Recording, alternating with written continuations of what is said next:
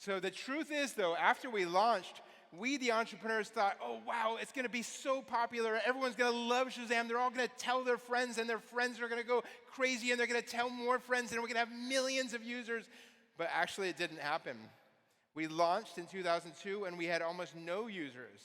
And it was really hard to change people's behavior to dial this phone number on their phone. I mean, it's not like apps, right? It's a phone number on the phone. Who does that? No one dials phone numbers to identify songs. And of course, we had to make money, so we had to charge every time someone used Shazam, 50 pence in the UK. And that made it hard. And then, of course, you couldn't, if you wanted to buy the song, you couldn't buy it. You had to take the text message all the way to a record store and say, hey, I want to buy this CD, please.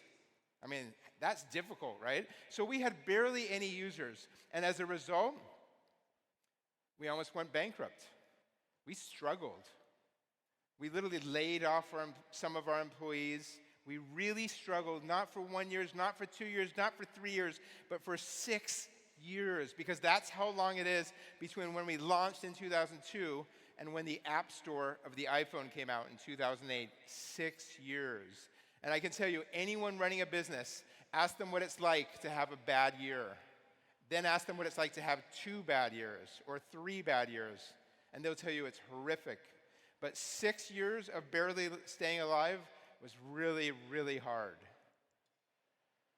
And what powers you through the difficult times and what powers you through to create a great idea and then come up with lots of other ideas to solve all the problems along the way, how do you get through all of that?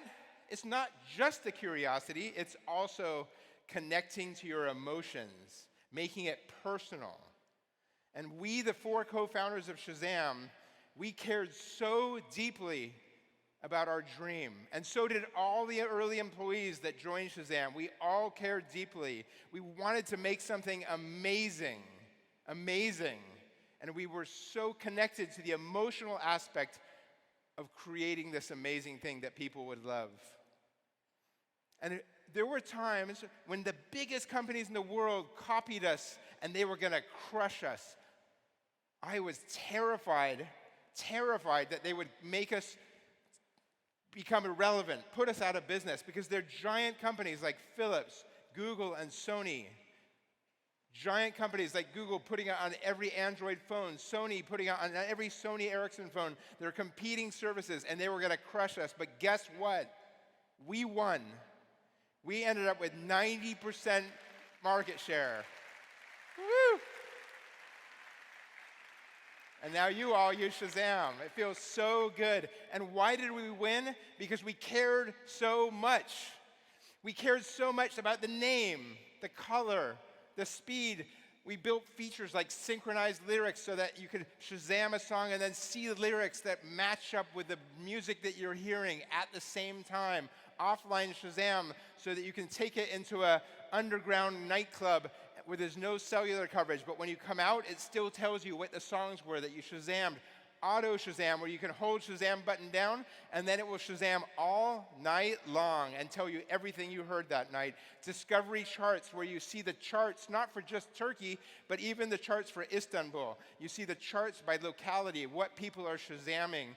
Making Shazam super fast, the app, the launching, the recognition, everything was super fast, and having tons of music, as much music as we can get from around the world. Even the DJ music, even the Turkish music, everything. Get it all into Shazam. Because we cared so much about those things, then that's how we won. Because we are so personally connected, so emotionally connected to this. We beat the competitors.